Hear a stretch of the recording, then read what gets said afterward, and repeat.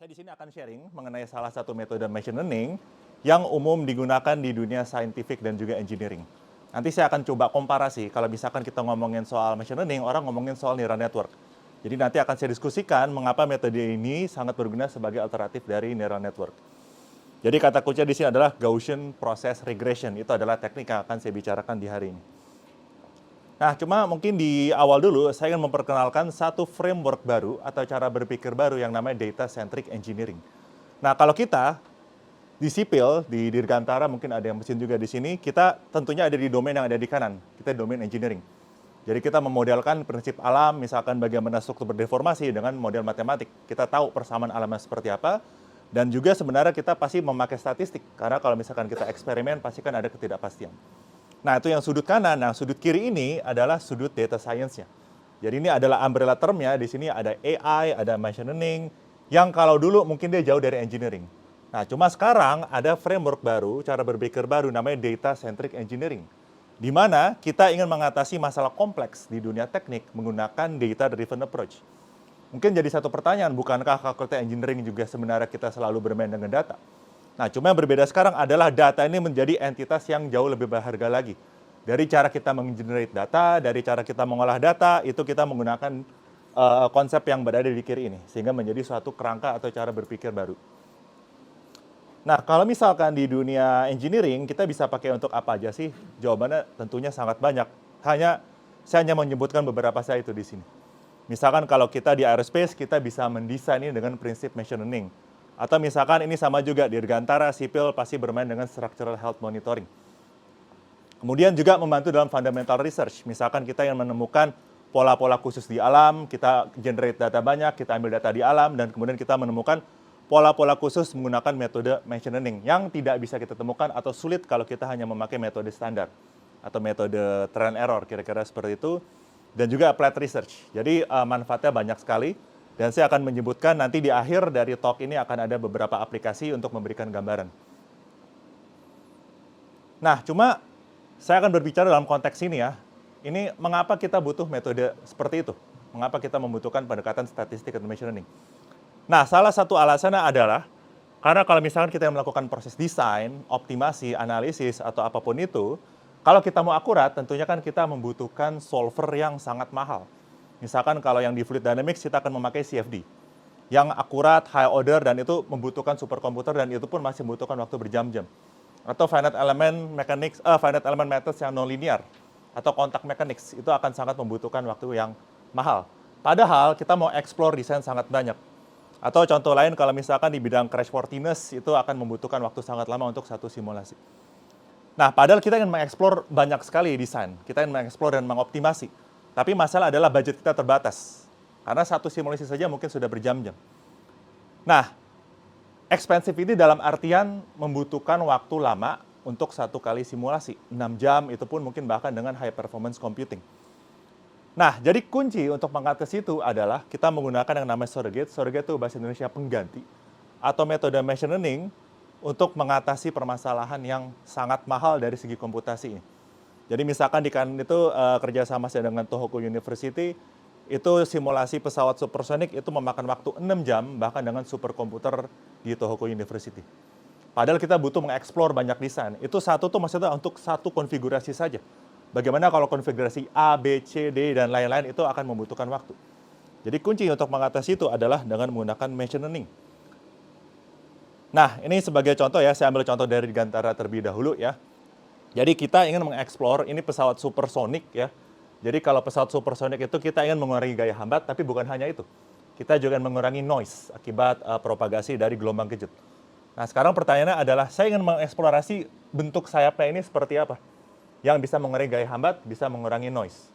Tapi seperti yang saya bilang, mengevaluasi satu ini di superkomputer butuh waktu 6 jam. Padahal kita ingin tahu misalkan koefisien gaya hambat, gaya angkat, moment, dan juga noise untuk berbagai macam konfigurasi. Tapi sekali lagi, budget kita terbatas secara komputasional. Nah, kita punya yang namanya parameter geometri, kita kumpulkan dalam vektor X ini ya, bisa macam-macam. Misalkan, ya sebutlah luas area, sudutnya, dan lain-lain. Kita ingin menghubungkan X ini dengan suatu Y, ini input, itu output. Jadi parameter sayap dengan misalkan koefisien aerodinamik. Nah, itu yang kita lakukan. Jadi kita akan mencari hubungan antara X dengan Y. Jadi kita membutuhkan CFD di superkomputer untuk mengevaluasi Y dengan X tertentu. Tapi sekali lagi, ini akan membutuhkan waktu yang sangat banyak. Padahal kalau kita misalkan kita melakukan optimasi desain atau analisis sensitivitas, itu membutuhkan ribuan atau bahkan lebih simulasi. 10.000 simulasi, bayangkan misalkan dikali 6 jam. Itu jelas tidak akan sangat tidak mungkin. Jadi sebenarnya goal kita adalah mencari hubungan antara X sama Y. Sebenarnya kunci dari supervised machine learning adalah mencari hubungan antara input sama output. Itu intinya. Jadi kalau saya coba formalkan itu semua, secara simpel kira-kira seperti ini. Y sebagai fungsi dari X. Dan ini tandanya sama dengan, artinya hubungannya eksak. Tapi sekali lagi, hubungan ini tidak kita ketahui pada kenyataannya. Y sama dengan Fx, kita tidak tahu. Jadi apa yang dilakukan oleh model machine learning atau surrogate model adalah mendekati, ini approximated by F hat X. Hat itu artinya aproksimasi. Jadi F topi itu adalah mencoba mendekati fungsi aslinya yang tanpa topi. Dan kemudian apa saja, ini memperkenalkan terminologinya terlebih dahulu. Kita punya X, ini input variable. Ini bisa apa saja, parameter geometri tadi ya misalkan, atau parameter gedung misalkan, panjang kolom, dimensi kolom, dan lain-lain itu adalah kita kumpulkan dalam X. Kemudian kita akan mencari hubungan antara X sama, mungkin saya kesini dulu, Y-nya dulu nih. Jadi Y ini adalah hasil-hasil dari evaluasi yang ini sebenarnya. Ini namanya sample set atau experimental design. Jadi kita evaluasi di beberapa lokasi, beberapa sampel gitu kira-kira. Oke, dan kita mencari hubungan antara, jadi kita evaluasi untuk X ini misalkan kita dapatkan Y yang ini. Dari sini ke sini kita bisa pakai simulasi yang mahal, dari sini ke sini kita bisa pakai simulasi yang mahal, dan seterusnya kita kumpulkan sebanyak N samples. Jadi ini akan menjadi dataset kita yang akan kita gunakan untuk membuat model machine learning. Jadi untuk melakukan ini ke ini misalkan kita butuh CFD. Ini ke ini CFD yang sama. Masing-masing ini mapping dari sini ke sini butuh waktu berjam-jam. Atau ya bahkan kadang bisa berhari-hari, 1 hari untuk hanya mengevaluasi ini. Jadi untuk membangun ini, model surrogate model kita, machine learning model kita, apa yang kita butuhkan adalah experimental design, atau samples lah istilahnya, bahasa simpelnya, dan respons pada sampel tersebut. Berapa untuk X ini, harga Y-nya berapa. Nah, jadi kita kumpulkan experimental design ini untuk membuat model machine learning kita. Nah, kalau kita bicara soal aplikasi, karena pada intinya ini adalah suatu model pendekatan, kalau ini sudah kita buat, kita bisa menggunakan ini untuk sangat berbagai macam keperluan. Misalkan kita mau optimasi, kita butuh mengurangi suatu cost, misalkan kita butuh menaikkan efisiensi, parameter geometrinya seperti apa, nggak harus geometri, apapun, kita mau optimasi. Misalkan kalau tadi sayap, kita ingin mencari parameter sayap yang mengurangi misalkan noise gitu misalkan. Atau eksplorasi, kalau eksplorasi sebenarnya mirip-mirip, cuma kalau eksplorasi kita ingin tahu hubungannya dalam artian seperti ini. Kalau misalkan saya ubah X, 1 itu bakal naik atau turun gitu Y-nya. Atau mungkin hubungannya seperti ini, atau bahkan mungkin lebih kompleks, nah itu eksplorasi. Atau saya ingin cari tahu sebenarnya parameter mana sih yang paling berpengaruh terhadap Y, X nomor berapa yang paling berpengaruh terhadap Y. Jadi kalau dengan seperti itu, saya akan berikan kontrol lebih misalkan terhadap parameter yang memang berpengaruh. Yang misalkan pengaruhnya kurang, mungkin tidak usah terlalu peduli gitu. Oke, ini untuk optimasi eksplorasi ini juga penting analisis ketidakpastian, karena misalkan kita mendesain sesuatu gitu. Pasti pada aplikasi nyata akan ada ketidakpastian, entah itu di properti material. Misalkan kita buka buku material, data material kan pasti ada plus minusnya gitu. Yield strength-nya plus minus segini, Poisson ratio-nya plus minus segini. Ada ketidakpastian di situ kan ya. Dan ketidakpastian itu akan merambat ke hasil simulasi. Jadi dibandingkan dengan pendekatan yang deterministik, nah kalau ini kita stokastik jadinya. Jadi misalkan kita ingin mengetahui gedung ini, kalau misalkan kita punya distribusi gempanya seperti apa gitu ya, magnitudenya, dia berapa sih probabilitas kegagalannya gitu. Kan ada ketidakpastian gitu, karena ya misalkan hari ini bisa gempa, besok enggak, kadang bisa besar, kadang bisa kecil. Nah kita ingin tahu misalkan berapa probabilitas kegagalannya.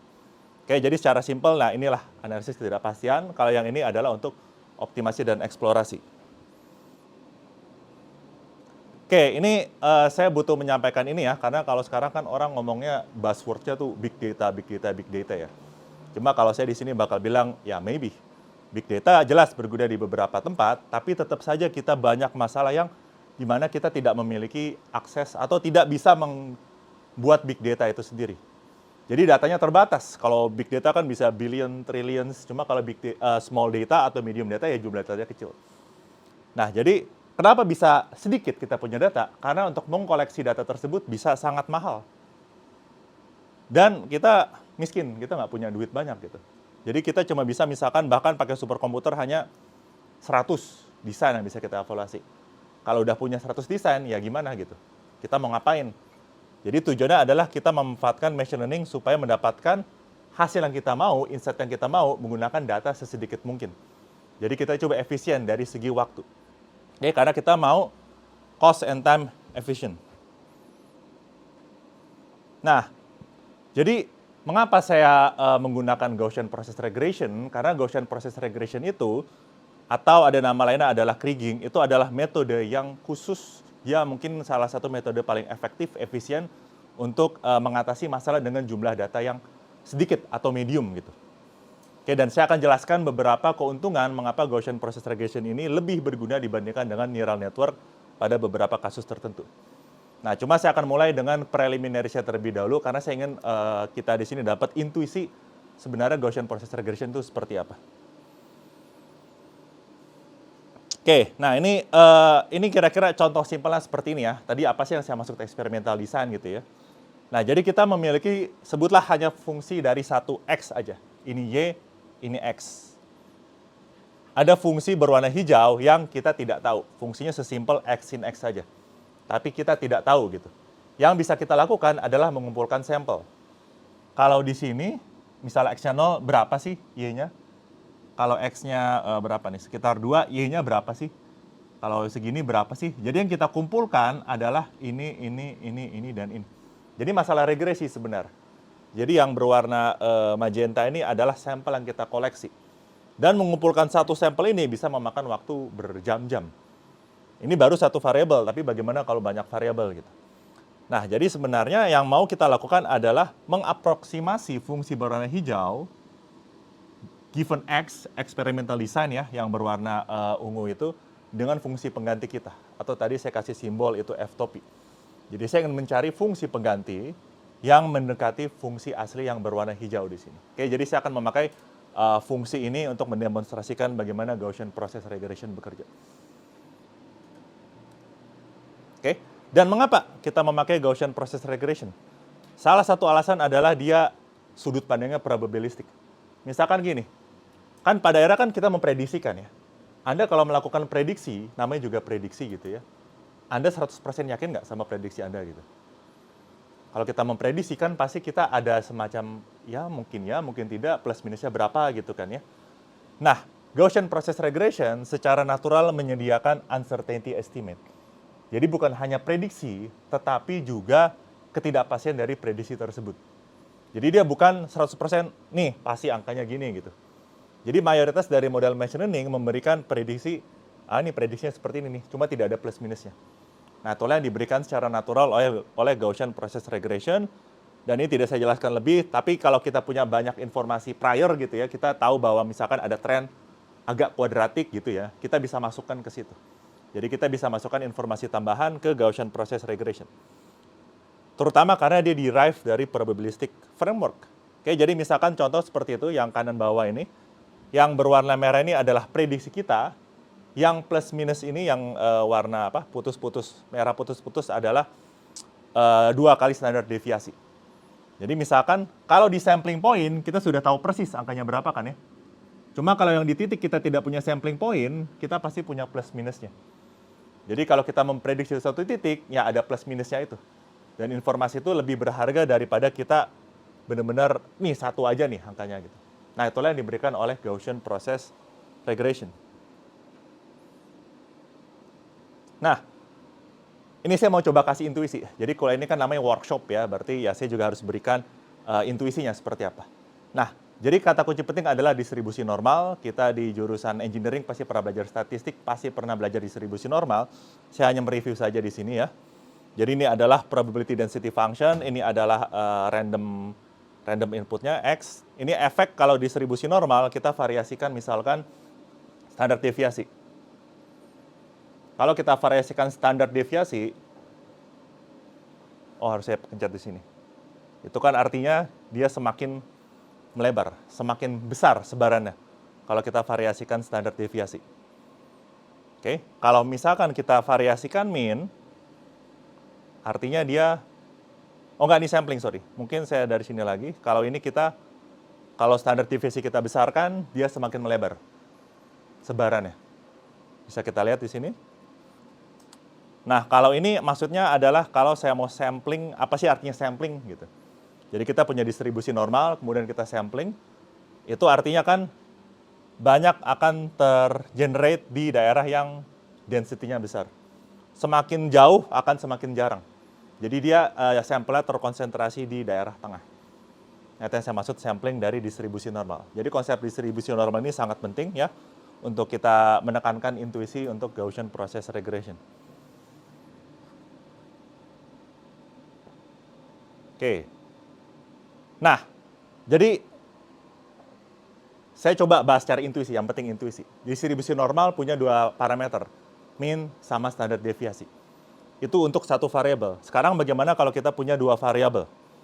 Dua variabel yang juga random gitu istilahnya. Nah, cara kita mendeskripsikannya adalah dengan yang namanya covariance matrix. Nah, jadi di sini ada mean-nya tadi. Jadi ini mean untuk input 1, mean untuk input 2. Yang di sini adalah covariance matrixnya. Jadi ini mendeskripsikan standar deviasi ya dari yang parameter 1, parameter 2, yang ini adalah covariance-nya nih. Jadi bagaimana mereka saling berkorelasi. Nanti saya akan ada ilustrasinya. Oke, jadi misalkan ini adalah contoh distribusi normal multivariat. Jadi kalau misalkan yang off diagonalnya ini tidak nol, artinya dia ada korelasi antara satu variabel sama satu variabel lain. Jadi kalau dengan bahasanya variabel 1, variabel 2 saling terikat satu sama lain, dependent. Kalau dia independent satu sama lain, itu nol yang di unsur off diagonalnya. Oke, sebagai contoh seperti ini.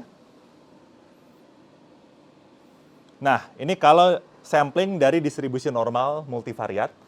Ini kalau misalkan ininya 1 ya, yang diagonalnya 1, off diagonalnya 0, mereka tidak saling terikat satu sama lain. Jadi bebas saja. Apa yang terjadi di satu variabel tidak berpengaruh di variabel lain. Tapi kalau mereka terikat, covariance matrixnya ada isinya, bisa kita lihat tuh, positif tuh. Jadi dia cenderung seperti ini dia. Kalau ini kan dia cenderung seperti ini ya. Kalau seperti ini dia terikat satu sama lain. Nah, kita ingat juga di statistik, kalau misalkan angka korelasi atau covariance itu negatif, artinya kalau satu variabel naik, satu variabel lain akan turun. Makanya kita lihat dia cenderung seperti ini. Kalau ini naik, ini turun. Kalau ini kan positif, artinya kalau yang satu naik, yang satu juga naik. Jadi ada korelasi. Nah, ini ingin saya sampaikan, ada korelasi antara random variable. Kalau yang ini, dia tidak terikat satu sama lain. Oke? Nah, jadi kita lihat ya, covariance matrix itu kalau off diagonal ada isinya, artinya ada keterikatan antara variabel. Nah, sekarang untuk masuk ke konsep Gaussian process, seperti apa nih? Nyambung dari distribusi normal tadi. Nah, sekarang setiap titik di sini akan kita modelkan sebagai distribusi normal. Misalkan titik di sini, berarti kita modelkan distribusi normal dengan kira-kira distribusinya seperti ini. Titik ini misalkan kita modelkan dengan distribusi seperti ini. Setiap titik akan dimodelkan menggunakan distribusi normal atau Gaussian. Nah, cuma masalahnya kalau tadi kan saya kasih contoh dua variabel aja kan ya. Kita bisa bikin matriks covariance-nya. Tapi yang namanya jumlah titik di sini kan tidak terhingga. Saya bisa ngambil titik di antara ini, di antara lagi saya bisa ambil titik. Jadi setiap titik adalah distribusi normal, dimodelkan sebagai distribusi normal. Jumlah poinnya tak terhingga, artinya kita punya yang namanya infinite dimensional multivariate normal distribution. Kenapa infinite? Karena jumlah titiknya tak terhingga. Oke, ini akan menjadi intuisi awal ya untuk Gaussian process regression. Nah, sekarang pertanyaan saya, kalau misalkan saya punya titik ini sama titik ini, masing-masing saya modelkan sebagai distribusi normal, mereka akan berkorelasi tidak?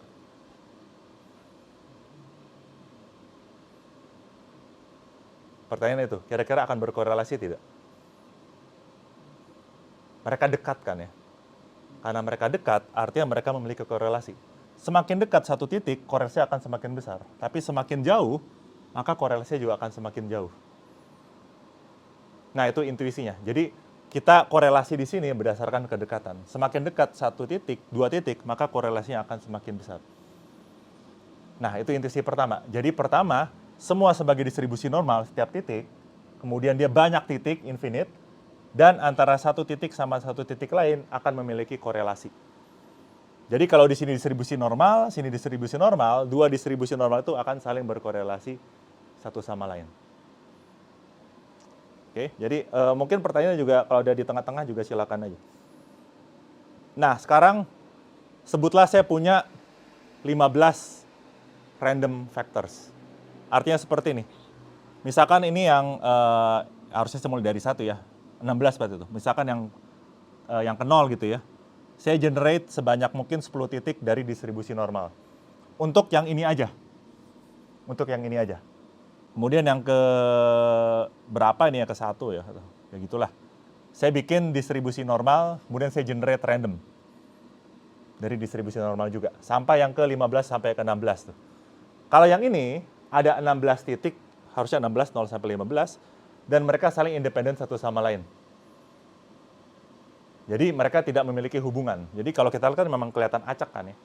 Kalau kita lihat covariance matriksnya seperti apa, off diagonalnya 0 semua.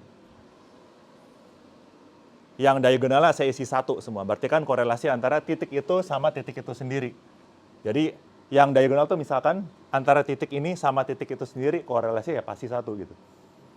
Nah, cuma dia tidak ada hubungan, keterikatan sama variabel lain yang di sini, di sini, di sini, di sini. Jadi 0 semua. Jadi covariance matrix itu menandakan ya korelasi covariance antara satu titik sama titik lain. Misalkan berarti ini adalah korelasi antara titik 1 sama titik 2, titik 1 sama titik 3, titik sama titik 4, dan seterusnya. Tapi di sini tidak ada korelasi itu sama lain. Nah, sekarang bagaimana kalau off diagonal itu tidak 0, alias ada isinya? Artinya kan ada keterikatan antara satu variabel dengan variabel lain. Akan seperti apa ininya? Nah, mulai kelihatan kan ya? Mulai kelihatan bahwa di sini membentuk suatu fungsi. Kayak di sini karena angkanya koma-koma saya nggak bisa tampilkan ya. Nah, cuma di sini saya sengaja buat supaya 1.1.2 ini korelasinya makin besar. Semakin dia jauh, alias berarti semakin ke sini, semakin kecil korelasinya gitu. Oke, jadi saya buat seperti itu. Nah, jadi mulai membentuk suatu fungsi di sini. Kalau tadi kan kelihatannya masih agak kacau gitu kan ya, bukan agak kacau, memang kacau karena tidak ada korelasi. Tapi kalau seandainya kita ada korelasi antara titik, dia mulai membentuk suatu fungsi. Oke. Jadi kita punya 16 distribusi normal. Jadi masing-masing ini kan datang dari random distribution. Ada 16 random normal distribution, kemudian saya bikin sampling dari covariance matrix yang off diagonal tidak 0 akan membentuk, mulai terlihat seperti fungsi. Oke, jadi mulai terlihat seperti fungsi, itu kata kuncinya. Karena mereka adalah random factors yang memiliki korelasi satu sama lain. Nah, cuma tadi masalahnya gimana? Itu tadi saya bisa buat covariance matrixnya karena jumlah titiknya terbatas. Tapi kalau ada tak terhingga poinnya, itu akan seperti apa? Cuma tadi mulai muncul suatu fungsi. Nah, itu yang saya ingin saya tekankan. Nah, sekarang kita akan membahas distribution over functions yang akan saya jelaskan.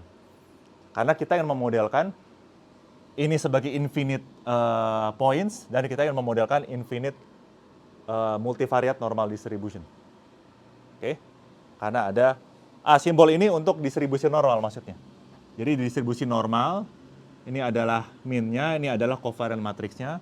Ini maksudnya adalah probability dari suatu fungsi given experimental design. Nanti akan saya jelaskan.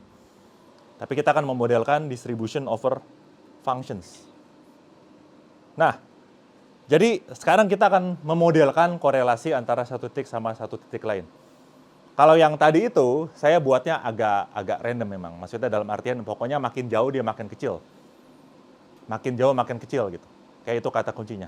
Nah, sekarang saya modelkan makin jauh makin kecil itu menggunakan yang namanya covariance function atau kernel function atau nama lainnya ya Ya covariance atau correlation function. Jadi kita memodelkan hubungan atau korelasi antara satu titik sama titik lain menggunakan yang namanya correlation function atau covariance function. Jadi misalkan seperti ini ya, mungkin saya mulai pakai ini. Jadi covariance function bentuknya seperti ini. Ini adalah jarak ya, ini adalah jarak gitu ya. Kemudian ini misalkan covariance-nya nih, antara X, Y sama X, Y. Ingat, semakin jauh dia akan semakin kecil. Semakin jauh satu titik, maka korelasinya akan semakin kecil. Jadi bentuknya kira-kira seperti ini. Kalau R-nya 0, artinya ya titik itu sama titik itu sendiri gitu kan ya. Berarti korelasinya penuh gitu. Tapi semakin jauh dia dari titik tersebut, maka dia akan semakin mengecil. Artinya korelasi antara titik tersebut sama titik lain yang jauh, dia akan semakin kecil. Jadi kita modelkan kedekatan itu menggunakan covariance function. Yang paling banyak kita gunakan adalah squared exponential kernel. Yang nanti akan kita pakai untuk membuat yang namanya covariance matrix. Oke. Nah, jadi karena istilahnya kita punya banyak poin, infinite bahkan, kita modelkan kedekatan antara titik menggunakan covariance function tersebut. Pada intinya nanti akan kita gunakan untuk mendekati suatu fungsi. Nah, itu pada intinya seperti itu. Karena dengan kernel function, kita akan bisa membuat korelasi antara poin apapun. Jadi kita modelkan di situ. Oke. Nah, sekarang bagaimana kita memanfaatkan prinsip tadi untuk membuat suatu fungsi yang mendekati fungsi asli. Nah, itu namanya Gaussian Process Model. Nah, jadi kita membuat suatu fungsi, mendekati suatu fungsi dengan menggunakan probability distribution over possible function that fit a set of data points. Ini harusnya video nih. Misalkan gini ya. Oke, mungkin lihat ini sampel kan ya, yang berwarna ungu gitu. Kan bisa banyak fungsi yang bisa memfit itu kan ya, memfit. Misalkan yang warna ini nih, yang warna biru putus-putus, ya kan dia fungsi yang valid. Dia juga mendekati fungsi tersebut. Tapi kan juga ada fungsi lain, misalkan seperti ini. Nah, itu mulai muncul tuh. Semua garis itu valid kan ya? Karena dia mendekati fungsi tersebut. Tapi kalau Anda perhatikan, semua fungsi itu terlihat datang dari suatu distribusi. Dan perhatikan, dia 0 alias dia persis melewati titik ini, titik sampelnya, tapi di titik yang tidak punya data, dia bisa berbeda-beda. Karena ya kita tidak punya informasi di situ berapa. Jadi fungsi kadang bisa lewat sini, fungsi kadang lewat sini, fungsi kadang bisa lewat situ. Nah, cuma dia membentuk suatu tren itu di situ. Nah, jadi kita memodelkan titik ini dengan distribusi normal tadi. Yang saling berkorelasi satu sama lain. Nah, jadi yang warna merah ini adalah mean dari sekian banyak garis tersebut. Nah, itu adalah yang kita gunakan untuk prediksinya. Sementara informasi ketidakpastian datang dari berbagai macam garis biru ini. Jadi istilahnya prediksi utama kita yang berwarna warna merah ini, dia adalah mean-nya. Cuma yang menjadi ketidakpastian kita adalah yang berwarna biru ini. Karena dia bisa di sini, bisa di sini, bisa di sini, bisa di sini. Jadi intinya seperti itu. Jadi dia memberikan prediksi dan juga informasi ketidakpastian. Oke. Nah, jadi bagaimana kita mendeskripsikan itu secara matematik? Nah, ini distribution over functions. Jadi, salah Mbak. Nah, jadi probability dari output given samples, ya ini conditional probability kalau bahasa statistik, adalah distribusi normal over functions dengan mean factor segini dan covariance matrixnya segini. Oke, cuma secara intuisi saya ingin menekankan yang kanan itu sebenarnya. Oke, karena ada infinite lines that might fit the data points. Nah, sekarang bagaimana infinite lines ini datang?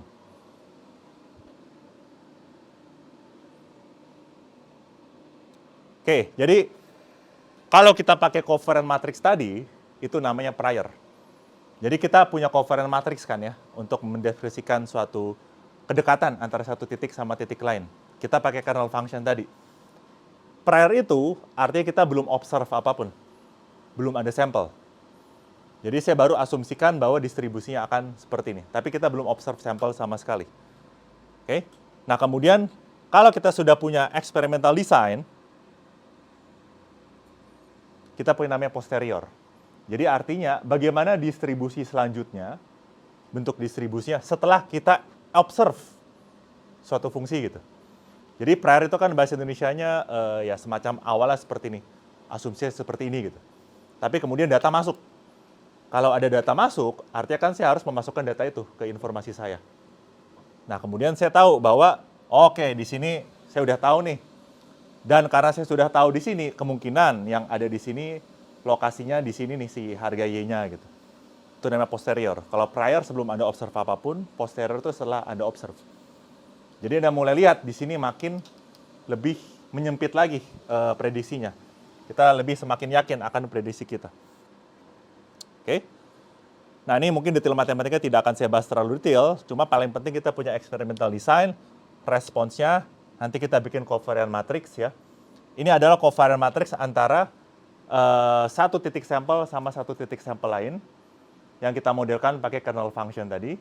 Karena nanti informasi kita ini akan kita gunakan untuk membuat ini semua, distribution over functions, yaitu adalah ini. Oke. Dan mean factor itu berarti yang berwarna merah. Nah, kalau kita kembali ke kernel, ini kan sebenarnya adalah suatu pemodelan kan. Kita memodelkan bagaimana satu titik itu berkorelasi dengan titik lain. Pemodelan, asumsi kita. Dan dia memiliki dua parameter, yaitu yang namanya signal variance, seberapa besar, sama length scale-nya. Nanti saya akan ada ilustrasi bagaimana length scale ini akan berpengaruh. Karena length scale ini akan berpengaruh terhadap apakah korelasinya menjadi lebih panjang gitu ya, lebih panjang atau mungkin lebih dekat seperti ini.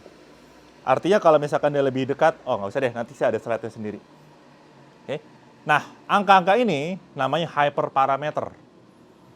Dia mendeskripsikan bagaimana satu titik sama satu titik lain akan berkorelasi. Kayak ini kalau kita untuk banyak variabel saja. Jadi kita punya multidimensional kernel functions. Cuma yang saya tekankan intuisi dari length scale sama signal variance. Ini namanya hyperparameter. Mendeskripsikan bagaimana titik lain dan titik satunya akan berkorelasi.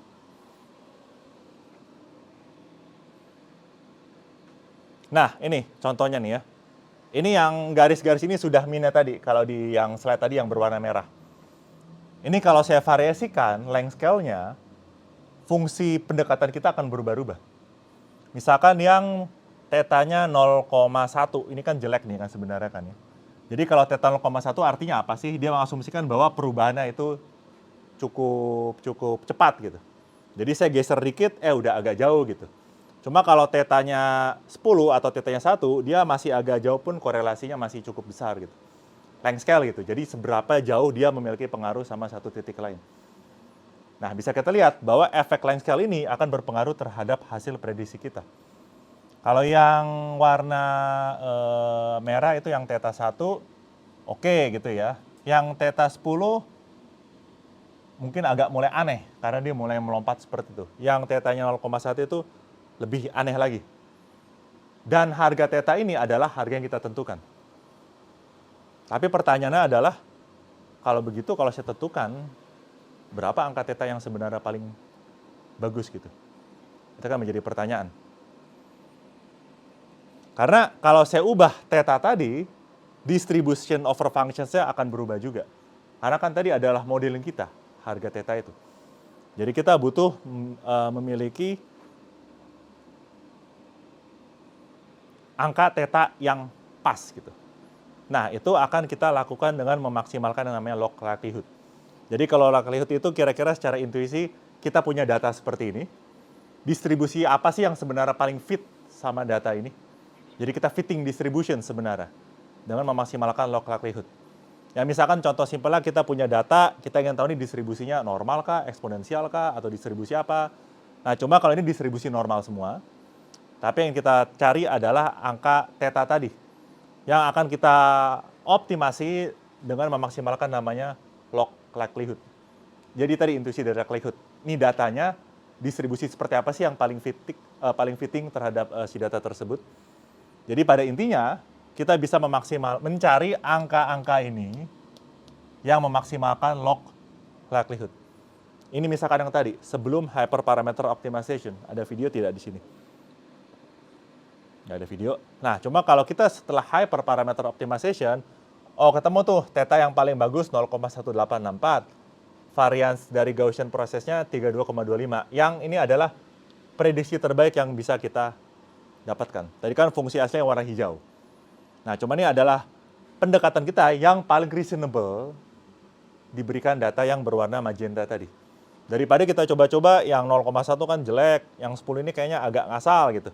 Nah, kita optimalkan hyperparameter tersebut. Dan hyperparameter di sini adalah length scale plus yang namanya Gaussian process variance ini. Oke. Nah, jadi di akhir dapatlah kita fungsi pendekatan kita yang warna merah sama plus minusnya tadi. Kalau di sini adalah plus minus 1,5 standar deviasi. Standar deviasi itu karena ingat, setiap titik ini kita modelkan dengan distribusi normal, dengan min-nya adalah yang warna merah, dan standar deviasinya datang dari yang tadi tuh, garis biru yang banyak itu. Oke.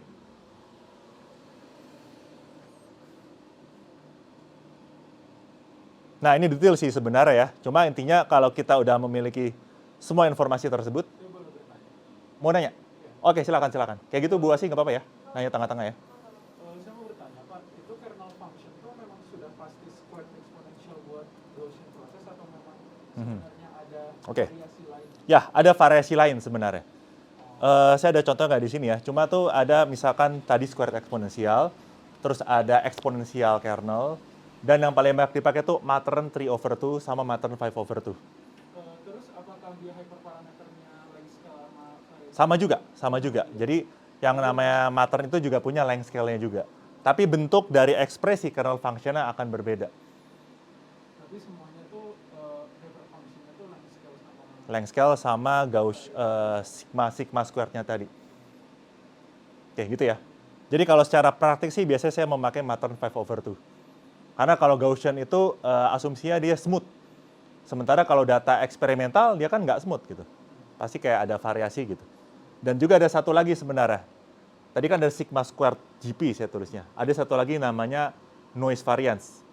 Nah, mungkin kalau intuisinya, kan kalau data eksperimen kan dia nggak persis di sini, naik gini. Atau kadang di sini, kadang di sini. Jadi ada variasi di sampling point juga. Nah, itu yang kita memakai yang namanya noise variance. Yang tadi sigma GP itu namanya, sigma squared GP namanya signal variance. Kalau yang ini semua, noise variance-nya saya 0. Jadi saya asumsi bahwa tidak ada noise di titik-titik berwarna magenta tadi. Oke, ini detail. Cuma pada intinya di akhir Anda mendapatkan yang namanya predictive mean, yang berwarna merah solid itu, sama predictive variance. Kalau Anda square root kan Anda dapat standar deviasinya. Jadi ini adalah GP mean, predictive variance adalah yang hasil dari ini, yang berwarna merah tapi putus-putus. Merah putus-putus adalah GP mean plus minus 1,5 standar deviasi. Jadi kan intuisi seperti ini. Oh, saya mau prediksi titik ini segini nih. Seberapa tidak pasti sih prediksi saya? Nah, itu intuisi yang diberikan. Dan Anda bisa lihat, ketidakpastian ini akan semakin kecil, semakin Anda dekat dengan sampling point. Ini kan kecil kan ya, ketidakpastiannya. Dekat sini juga kecil. Nah, cuma semakin kita ke tengah-tengah, angka ketidakpastian ini akan semakin besar. Wajar toh, karena Anda semakin jauh dari informasi yang Anda miliki. Jadi begitu kira-kira untuk intuisinya. Nah, jadi ini untuk summary yang tadi. Jadi dari mana sebenarnya datang si standar deviasi ini? Nah, ini dari sini sebenarnya. Jadi setiap garis biru itu namanya sample path atau trajektori yang bisa dilalui. Tapi semua datang dari distribusi normal over functions tadi. Jadi kalau Anda misalkan average semua garis biru itu, Anda akan mendapatkan yang GP min-nya. Dan variance dari garis-garis biru itu, yaitu tadi adalah predictive variance-nya. Ingat, standar deviasi hanya di square root-kan saja. Oke, dan jumlah fungsi berwarna biru ini tak terhingga. Tapi datang dari satu distribusi, distribution over functions tadi. Yang kita buat dengan memodelkan korelasi antara satu titik sama satu titik lain dengan kernel function tersebut. Jadi kita bisa memodelkan korelasi antara semua titik di sini yang jumlahnya tak terhingga. Oke, jadi ini yang saya bilang di awal, kita punya uncertainty estimate. Kita punya prediksi, kita punya juga ketidakpastian. Oke, ini bisa Anda lihat kan ya? Yang di sini ini besar, di sini juga pun jalur yang bisa dilalui pun juga jadi lebih banyak kemungkinan. Cuma misalkan yang di sini nih, kan kecil gitu kan ya. Nah ini juga kecil nih. Jadi jalur-jalur yang dilewati oleh fungsi biru itu memang sedikit. Karena kita tahu informasinya persis di kiri dan kanan. Nggak mungkin kayak dia tahu-tahu ngelompat seperti itu. Nggak mungkin kan ya. Karena kita tahu di sini, ada di sini sama di sini. Tapi semakin jauh dari data, maka semakin tidak yakin kita. Mungkin bisa lebih tinggi, lebih rendah, seperti itu. Oke, jadi saya harapkan rekan-rekan di sini dapat intuisinya.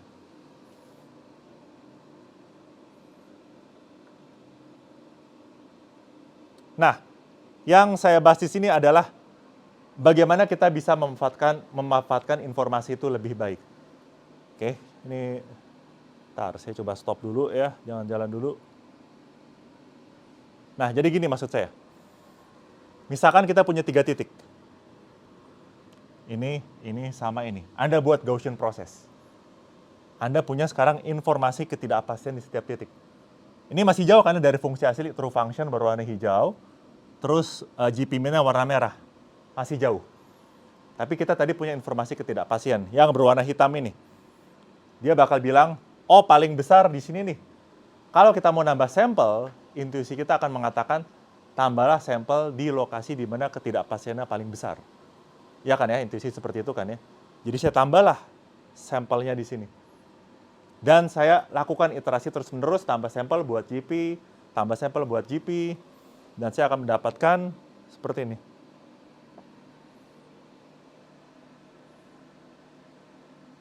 Yang dimana di akhir Anda mendapatkan fungsi yang sangat-sangat dekat dengan fungsi aslinya.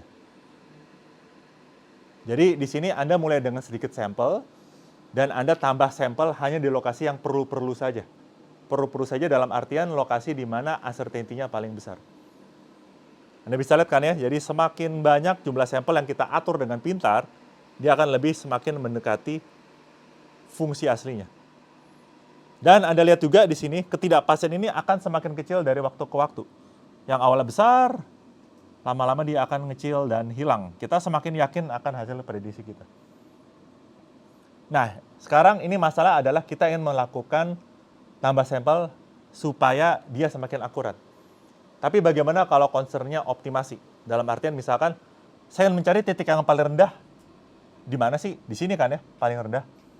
Kalau Anda concern mencari titik yang paling rendah, angkanya, Anda mungkin tidak terlalu peduli akurasi secara global. Yang penting adalah sampel saya akurat di dekat lokasi optimum dan saya bisa mendapatkan titik optimal. Nah, sama, kita memanfaatkan informasi ketidakpastian.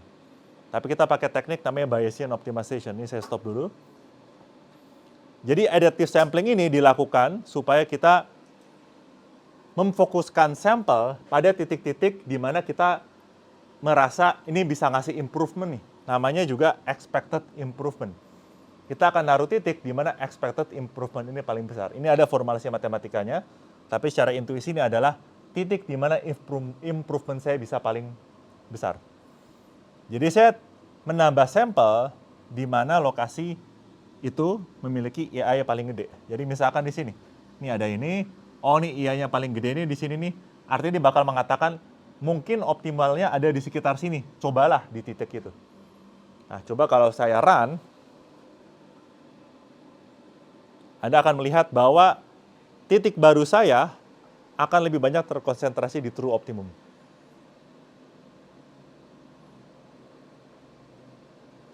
Sebagai bonus ini juga akurat gitu ya, sepanjang titik, cuma kan dia agak nggak akurat di daerah sini nih.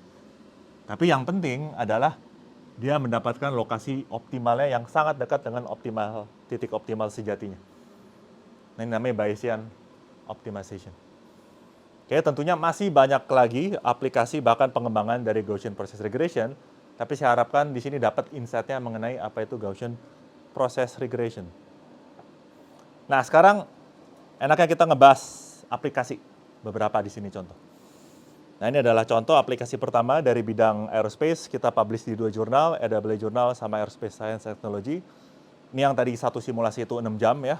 Jadi adalah kita yang mendesain pesawat dengan mengurangi tiga objektif. Gaya hambat harus rendah, kan ngaruhnya ke fuel consumption. Noise harus rendah, karena kalau ini kan dia generate gelombang kejut tuh. Dan itu akan sangat berisik. Dia harus dikurangi. Kita harus bisa menemukan bentuk yang noise-nya sekecil mungkin, sama bending moment, karena kita tidak mau sayapnya terlalu kuat. Terlalu gampang patah. Nah, jadi di sini kita memakai GPR sama Bayesian optimization, hanya mungkin bedanya di sini kita ada multi objektif. Jadi fungsi tujuan kita ada 3 tadi, yang noise, drag, sama bending moment. Jadi kita memakai fungsi semacam expected improvement cuma buat 3 objektif. Nah, sebenarnya mengapa kita melakukan proses ini? Supaya kita bisa eksplorasi desain. Desain yang nanti drag-nya paling rendah seperti apa sih? Yang noise-nya paling rendah seperti apa sih? Yang bending moment-nya paling rendah seperti apa sih? Dan desain yang trade-off-nya paling bagus seperti apa? Nah, cuma ini 6 jam itu untuk satu desain. Kita punya budget terbatas, apalagi yang ngerjain mahasiswa PhD, jadi dia punya waktu tuh harus lulusnya kapan gitu. Jadi kita memiliki sampel terbatas, kita coba manfaatkan budget kita itu se-efisien mungkin. Nah, contoh selanjutnya lebih nyipil, jadi harusnya lebih kebayang buat yang mahasiswa sipil. Oke, jadi kalau di sini ya, jadi kita ingin mendapatkan fragility curve, karena kita kan tentunya ingin tahu misalkan gedung ini seberapa rentan terhadap gempa. Dan sama seperti tadi, kita ingin memvariasikan parameter. Jadi parameter ada 2 di sini, yaitu panjang tinggi kolom sama dimensi kolom. Cuma untuk mengevaluasi satu titik ini, panjang segini, dimensi segini tentunya butuh waktu. Dan butuh kerja nguli juga gitu istilahnya. Jadi karena butuh klik banyak, jadi butuh waktu cukup lama hanya untuk satu desain. Padahal nanti mungkin di lapangan kita butuh semacam estimasi cepat gitu ya. Kalau di sini misalkan seberapa sih ininya fragility curve-nya gitu. Jadi idenya adalah kita buat sampel, kita run pakai simulasi, buat fragility curve-nya, itu akan menjadi data kita.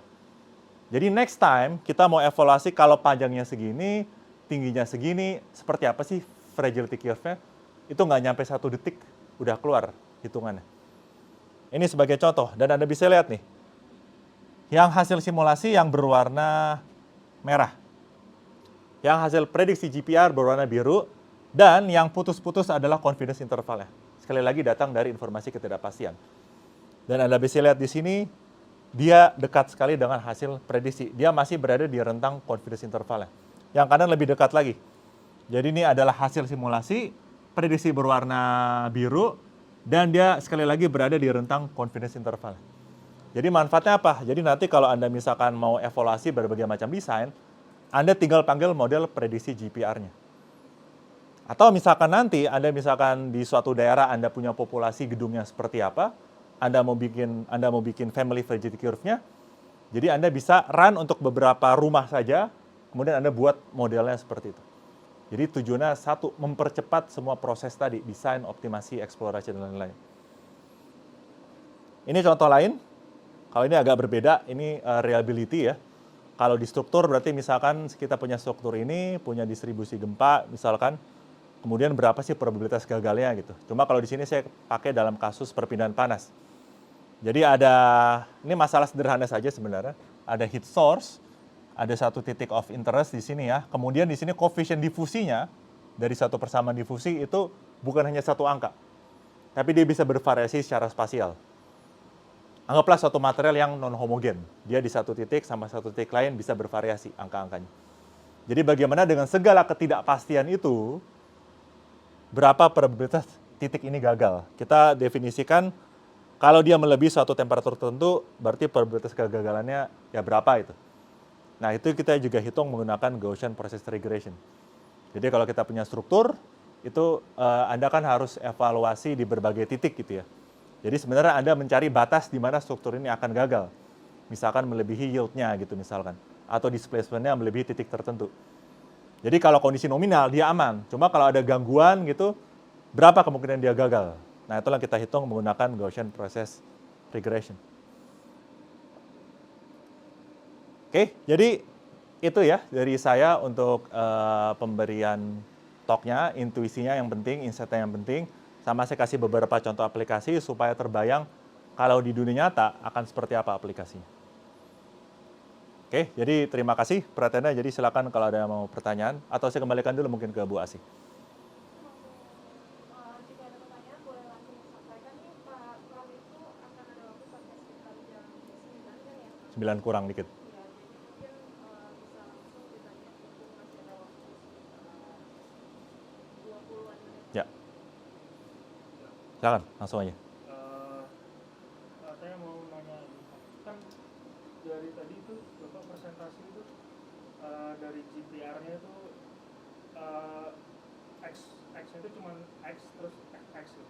Kalau misalnya saya punya kasusnya bisa misalnya 10 outputnya itu atau apa? 10 input, tapi outputnya 1 gitu. Iya. FX itu bisa Ya itu semuanya. Jadi kan saya sebenarnya memberikan ini 1 dimensi supaya mendapatkan intuisi. Kalau saya berikan ini 5 dimensi kan kita nggak bisa kebayang gitu. Nah tadi makanya tuh kalau misalkan, nah ini kan sebenarnya semua masalah yang saya berikan di sini semuanya lebih dari 1 input variable ya. Ini sekitar 16, ini 2, ini ada 20. Nah tapi bagaimana kita memodelkan itu semua tuh. Jadi modelnya adalah memakai kernel function tadi ya. Nah, cuma kita akan memiliki banyak length scale di sini. Jadi kita memodelkan korelasinya bukan hanya sebagai satu X saja, tapi juga kita menghitung covariance-nya berdasarkan informasi jarak di ruang berapa dimensi gitu misalkan.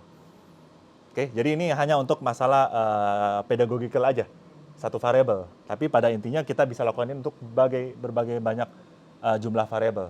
Prinsipnya kernel function harus kita modifikasi supaya dia bisa mengatasi masalah multidimensi dengan produk seperti ini. Gitu mungkin ya. Oke.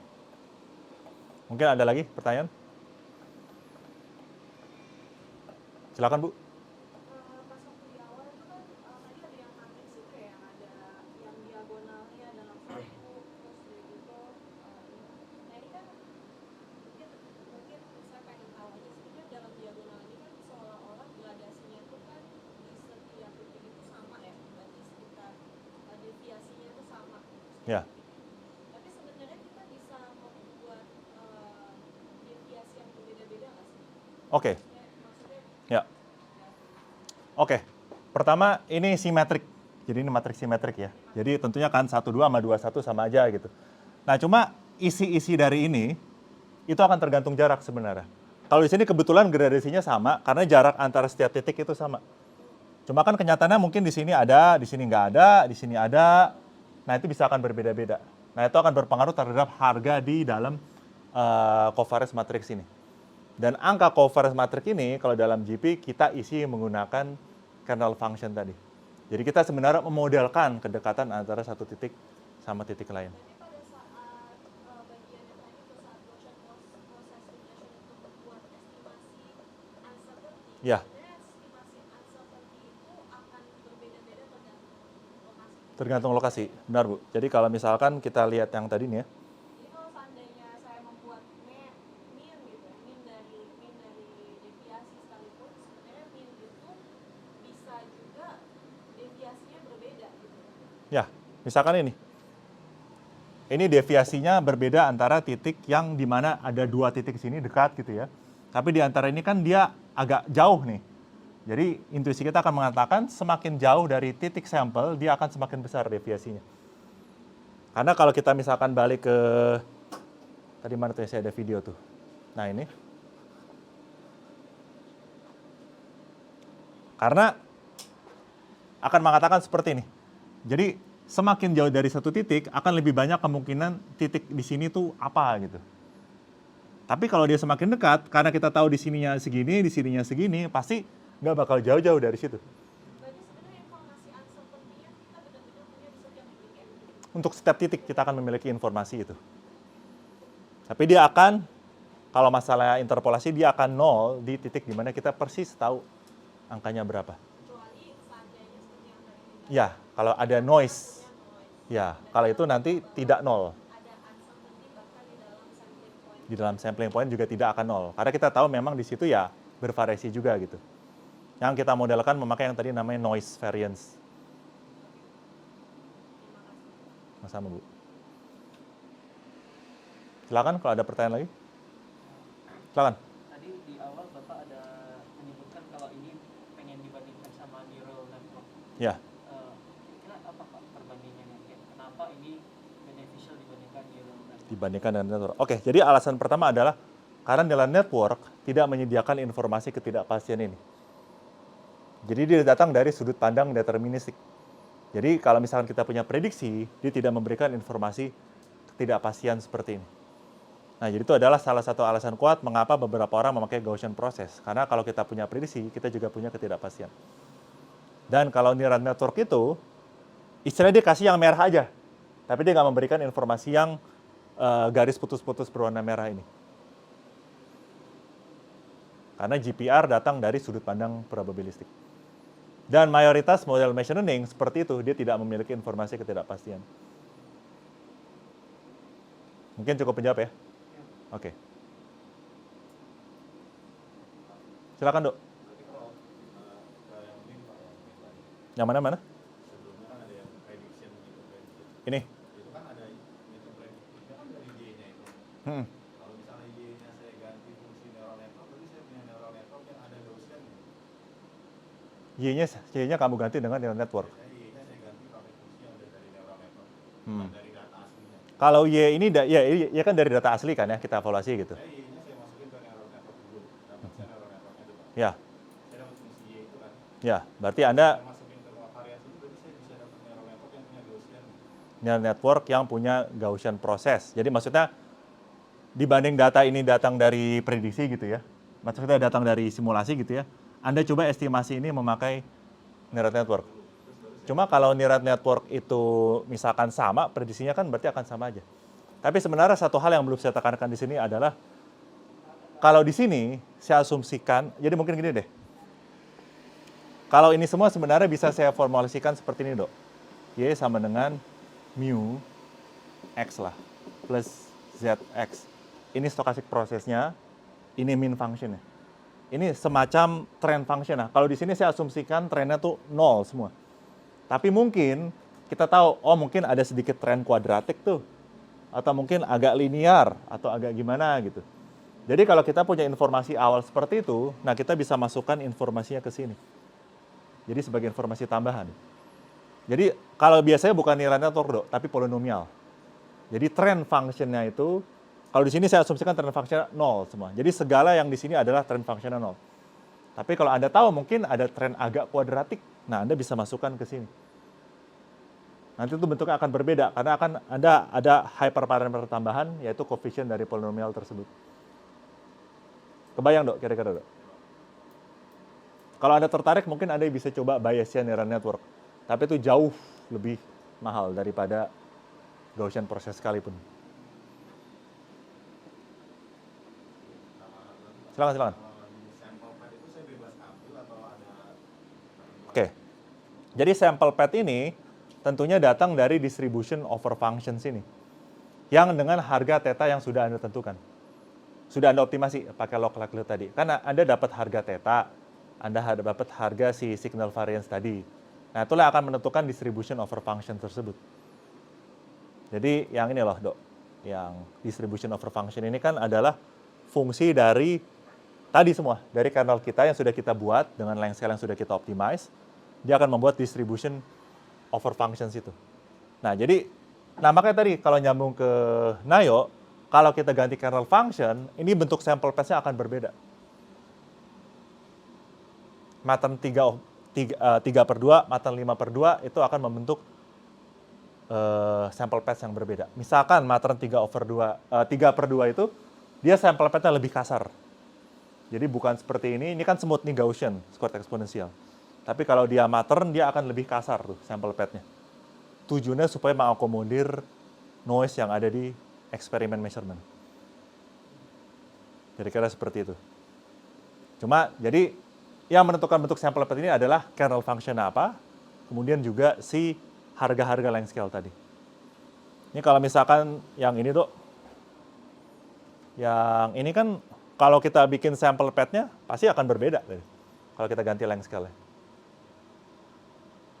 Kira-kira gitu ya, Do ya? Tapi kalau misalnya saya udah dapat CTR function itu Pak, nah saya pengen ngambil yang infinite line-nya kan ada banyak tuh. Ya, Kalau saya mau nentuin satu infinite line itu ada aturannya nggak, Pak? Atau bebas aja yang penting jadi random. distribusi itu random. Jadi random. Jadi ada angka-angkanya gitu. Jadi pakai distribusi normal standar, Anda kalikan lagi ya dengan segala proses ini, Anda akan membentuk satu garis tuh di situ. Jadi ada coefficient-nya di situ sebenarnya. Jadi nggak pure random juga gitu. Anda kalikan dengan satu coefficient. Jadi yang satu garis itu satu coefficient. Satu coefficient. Ya satu set coefficient tepatnya.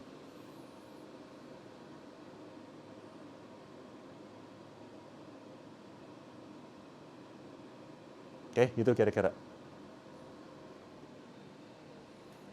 Anda pakai itu tuh, kalau pakai MATLAB tuh pakai fungsi multivariate normal distribution, diberikan covariance matrixnya. Nah, itu akan membentuk sample pad itu. Silakan, ayo. Saya cuma mau mastiin, kan biasanya kalau linear regression, logistic regression tuh kita evaluate modelnya tuh pakai training data sama validation data. Ya. Ini juga sama kayak gitu. Anda bisa lakukan proses seperti itu. Anda misalkan Anda punya 100% data, Anda pisahkan 20% gitu. Cuma mungkin masalahnya adalah kadang kalau data kita sedikit, kita menyisihkan buat validation pun agak gimana gitu. Jadi kita bisa pakai yang leave one out cross validation. Cuma kalau Anda punya agak banyak sih ya, kita bisa lakukan proses itu. Cuma memang sih kalau dibandingkan neural network kan dia benar-benar pisahkan training, validation, test gitu kan ya. Kalau di Gaussian proses biasanya tidak seperti itu.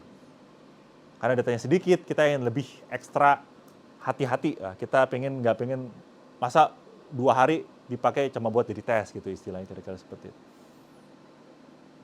Kalau Anda kan banyak kan image-nya kan ya, jadi istilahnya ya beberapa saya sisihkan jadi tes gitu. Gitu Do ya, Nay.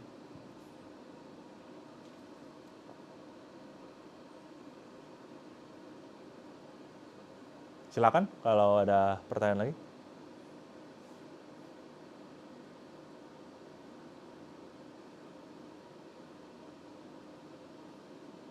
Oke.